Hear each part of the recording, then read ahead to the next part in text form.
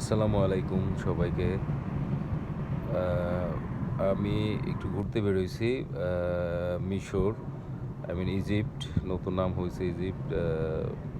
Pyramid দেখার জন্য তো আসছি।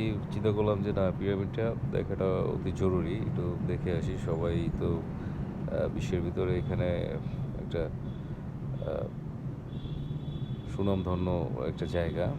হ্যাঁ, যেখানে অনেকটা পূর্বপুরুষদের কিছু স্মৃতি আছে। হ্যাঁ, তো চিন্তা করলাম যে যাই, একটু দেখে আসি। তো এসে আসলে মনের ইচ্ছাটা পূরণ হলো, খুব ভালো লাগছে, খুব ভালো লাগলো। অ্যান্ড যদি কারো ইচ্ছা থাকে হ্যাঁ মিশরে আসেন, তাহলে ঘুরে যাবেন, জায়গাটা অনেক সুন্দর।